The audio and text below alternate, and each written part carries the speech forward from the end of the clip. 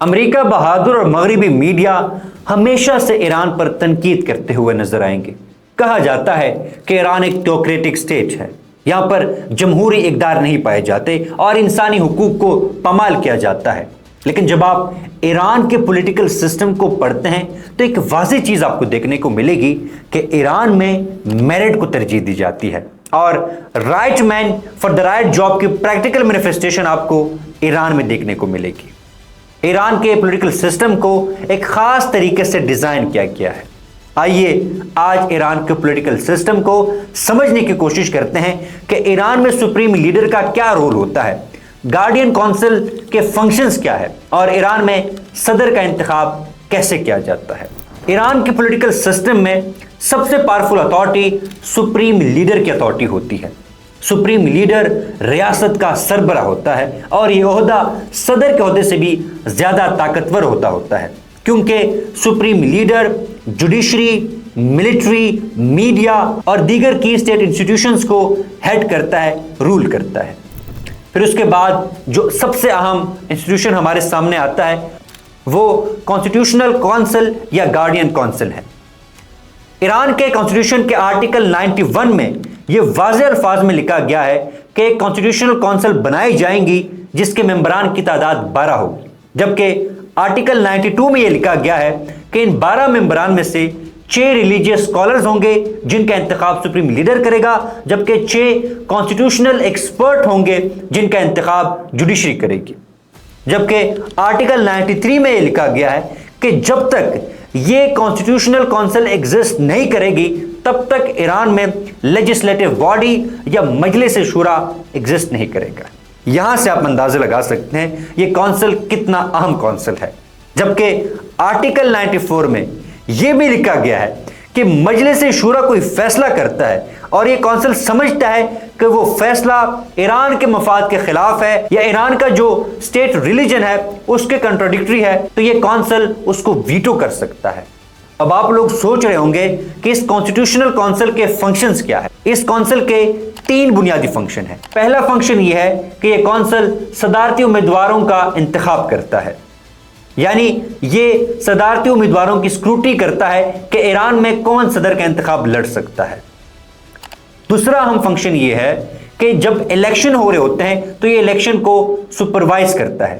تیسرا اہم فنکشن یہ ہے جو کہ میں نے پہلے واضح کیا کہ جب لیجسلیٹو باڈی کوئی لا بناتی ہے تو یہ اس کو ویٹو بھی کر سکتا ہے اور اس کی توثیق بھی کر سکتا ہے۔ اب آپ لوگوں کے ذہن میں بڑا اہم سوال آ رہا ہوگا کہ آخر جب یہ صدارتی امیدواروں کا انتخاب کرتا ہے تو اس کونسل نے کرائیٹیریا کیا رکھا ہوا ہے۔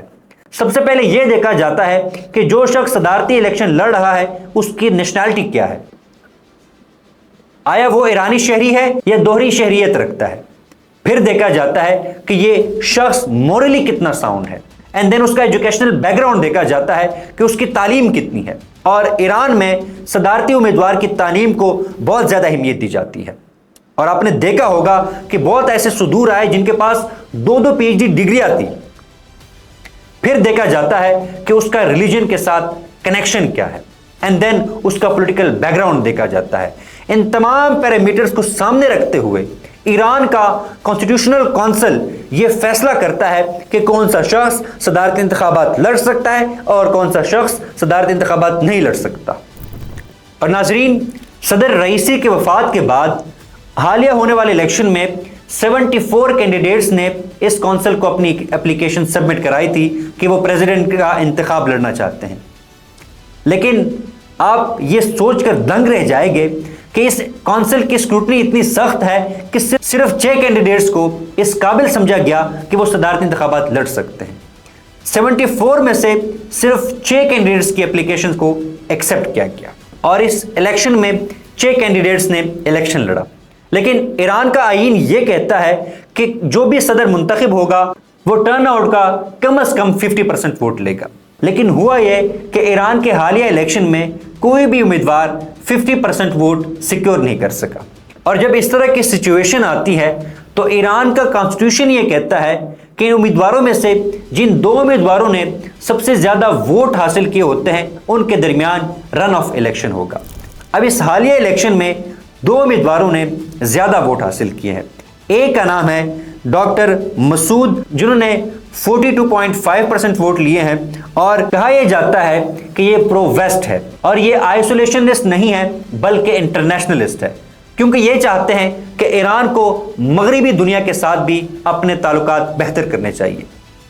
پیشے کے لحاظ سے دیکھا جائے تو یہ ایک کارڈیالوجسٹ ہے، ڈاکٹر ہے، اور یہ بھی میں آپ کو بتاتا چلوں کہ 2001 سے لے کر 2005 تک یہ ہیلتھ منسٹر بھی رہے ہیں، جبکہ 1997 میں یہ ڈپٹی ہیلتھ منسٹر رہے تھے۔ جبکہ ان کے مقابلے میں جنہوں نے سب سے زیادہ ووٹ لیے ہیں ان کا نام سید جلیلی ہے، جنہوں نے 36% ووٹ حاصل کیے ہیں۔ سید جلیلی کو سمجھا جاتا ہے کہ یہ کنزرویٹو ہے اور یہ رئیسی کے قریب ترین ساتھیوں میں بھی شمار ہوتے تھے۔ سید جلیلی کو اگر دیکھا جائے تو یہ 2007 سے لے کر 2013 تک secretary supreme national security council بھی رہے ہیں، اور انہوں نے بھی 2013 میں پریزیڈنٹ کا الیکشن لڑا تھا لیکن وہ ہار گئے تھے۔ سید جلیلی بنیادی طور پر پولیٹیکل سائنس میں پی ایچ ڈی بھی ہیں اور انہوں نے 2 بکس لکھی ہے۔ اب ان دونوں کے درمیان مقابلہ ہوگا اور آنے والے دنوں میں یہ پتہ چل جائے گا کہ ایران کا صدر کون منتخب ہوتا ہے۔ ریفارمسٹ، پرو ویسٹ ڈاکٹر مسعود منتخب ہوتے ہیں یا پھر conservative and anti waste Syed Jalili Iran کے صدر بنتے ہیں۔ اس ویڈیو میں بتانے کا مقصد یہ تھا کہ ایران میں کس طرح امیدواروں کی اسکروٹنی کی جاتی ہے۔ اب یہ جو 2 امیدوار ہیں جو رن آف الیکشن لڑ رہے ہیں، یہ ہائیلی ایجوکیٹڈ ہے اور ان کے 20 25 سال پولیٹیکل سٹرگل ہے، پڑھے لکھے ہیں، ان کو سیاست کا پتہ ہے، جبکہ ہمارے ہاں اس شخص کو صدر منتخب کیا جاتا ہے، وزیر اعظم منتخب کیا جاتا ہے، ممبر آف نیشنل اسمبلی منتخب کیا جاتا ہے، جن کی ایجوکیشن کا کوئی کرائٹیریا ہی نہیں ہوتا، بعض تو جعلی ڈگریاں لے کر بھی منتخب ہو جاتے ہیں۔ یہ ہمارا المیہ ہے، اس لیے پاکستان میں ویژنری لیڈرشپ کا فقدان پایا جاتا ہے۔